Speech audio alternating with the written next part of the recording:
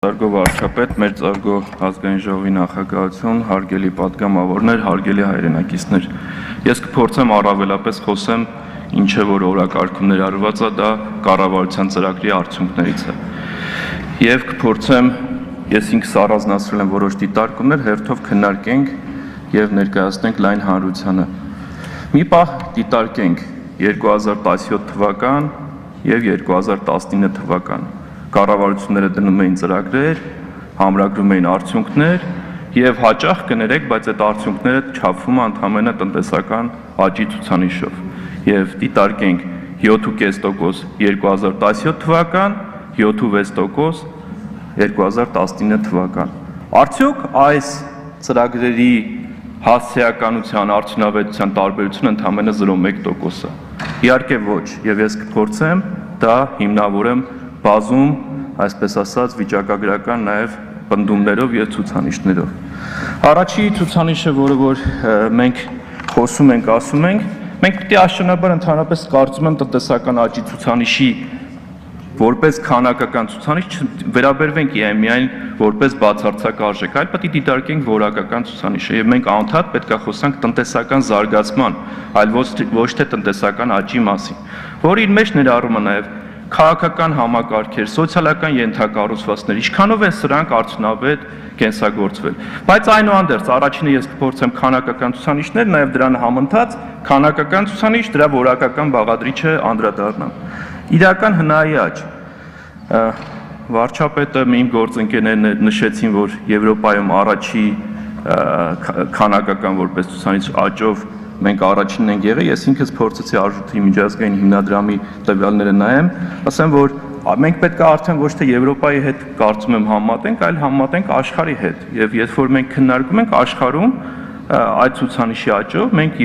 աշխարհում 7-րդ տեղն ենք գրավել, այնտեղ ավելի բարձր աճի թվեր են գրանցել, ըստ էության գաճաճ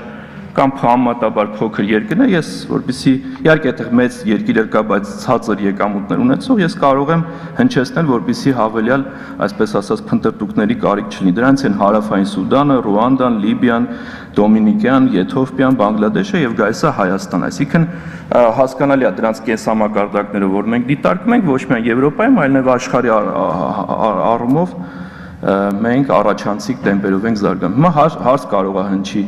բայց էլի 0.1% է, բայց էլի ավտոմեքենաների աճ եւ այլն, բայց 0.1%-ը սա էր, ասեմ, որ ավտոմեքենաներից հարկային մուտքերը կամ նպաստում այլ հավասար պայմաններում, դա մոտարապես հարկային մուտքերի տեսքով 55 միլիարդ է։ Բայց այդտեղ մի հատ կարևոր հանգամանք կա, որ մենք մոռանում ենք։ Իսկ ինչպիսին էր աշխարհը 2017 թվականին, այսինքն աշխարհում աճի մակրո միջավայրը ինչպիսին էր եւ ինչպիսին է 2019-ին աշխարհում աճի մակրո միջավայրը։ Այս առումով ես պետք է ասեմ, որ աշխարհում 2017 թվականին միջինում արձանագրվել էր 3.9% աճ, որից զարգացող երկրներ, այսինքն առավելապես այն երկրների զամբյուղը, որտեղ որ մենք համադրելի ենք, 4.8%, եւ 2018 թվական աշխարհը 3.6%-ով էր միջինում զարգացել, զարգացողները 4.5, 2019 թվական աշխարհը 2.9, զարգացող երկրները 3.7։ Ինչի համար է սա կարևոր, որ երբ որ քո գործընկեր երկրներում տնտեսական աճի տեմպերը քիչ լինելով աշխարհում ըստ էության ավելի վատ պայմաններ դու արձանագրում ես ավելի համադրելի եւ ընդհանուր միջև ավելի բարձր աճ, սա նաեւ խոսում է որոշակի, այսպես ասած, առաջանցիկ տեմպերի մասին։ Եվ մենք այս առումով խզումը միջին վիճակագրական աշխարհի եւ խզումը նաեւ մեր համանման երկրների միջև ավելի արագ տեմպերով ենք ըստ էության որակական տեսանկյունից 2019-ին գրանցել, քան նույն 2017-ին։ Հիմա փորձեմ մի բան էլ մոռացա, այդ պետական պարտքի մասով էլ, որ 2017 թվականի մոտ 800 միլիոն դոլար էլ պետական պարտքեր վերցրել, այդ էլ թողում եմ ապագա սերունդներին, որպեսզի դրանք հաշիվներ անեն եւ տեսնեն, թե ինչքանով էր դրանք համադրելի։ Մյուս բանը, որը որ պետք է ասեմ, դա որակական փոփոխություններն, այսինքն օրինակ հնայի կառուցվածքում հանքարդյունաբերության մասնաբաժնի համատաբար կայուն եւ վերամշակող արդյունաբերության բարձր աճը, եթե մենք հիմա դիտարկենք թվերով, ես կարող եմ իհարկե փորձեմ նաեւ ասեմ, դա ըստ էության մոտարապես 4%-ային կետով 2017-ի համեմատ ավելացել է։ Խոսում ենք հարկերի մասին։ Հարկերը որպես թիվ կլինի 200-500 էական չի։ Ինքը այդքան էլ միայն քանակական ցուցանիշ է, բայց կա որակական ցուցանիշ։ Դա հարկեր հնարավորություն եւ երկրորդ կարևորագույն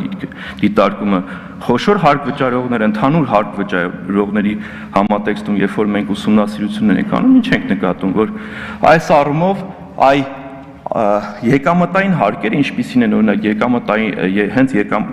ուղղակի հարկերը, ինչպիսին են եկամտային հարկը, շահութարկը, դրանք այլ հավասար պայմաններում բիզնեսը ավելի դժկամությամբ կամ հարկային հավելյալ վարչարարությունն է պետք որ դու այս հարկերը նկատես։ Այն պարագայում, երբ որ ավելացված արժեքի հարկը եւ ըստ էության ակցիզային հարկը, դրանք համատաբար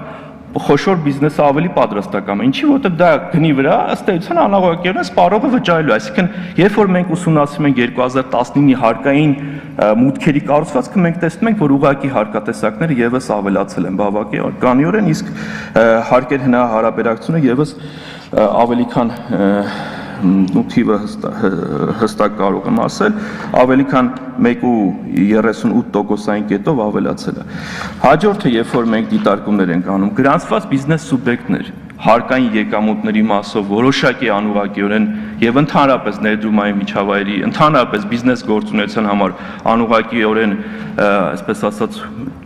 որակական ցուցանիշը նաև գրանցված բիզնես սուբյեկտներ։ Այս առումով մենք պետք է ասենք, որ եթե մենք մեկ տարվա կտրվածքով նայում ենք, մոտավորապես 15,000 ԱԶ-ը գրանցվել ավել, 5,300 ՍՊ, ՓԲ-ները, ԲԲ-ները մոտավորապես էլի 126-24։ Այսինքն բիզնես հետաքրքրությունը աճել է։ Ես ճիշտն ասած նկատում եմ, որ իմ նշած կետերով դրանք բավականաչափ շատ ենք, փորձեմ էլ ինչ-որ առումով հարայնացնեմ մնացածը։ Մյուս արդյունքը ՓՄԾ եւ բիզնես, ինչ ենք արել ՓՄԾ-ի համար։ ՓՄԾ-ի համար շեմ ենք բարձրացրել, որը որ ըստ էության 2019 թվականի հունիսի 9-ից այս շեմը ըստ էության 58.35-ի փոխարեն մենք բոլորովս դարձրեցինք 115։ Ինչ ենք արել ընդհանուր բիզնեսի համար։ Այն գերավճարները, որոնք որ ըստ էության կային, անցումային գերավճարները, սրանք եւս ավելի քան 200 միլիարդ դրամով նվազել է։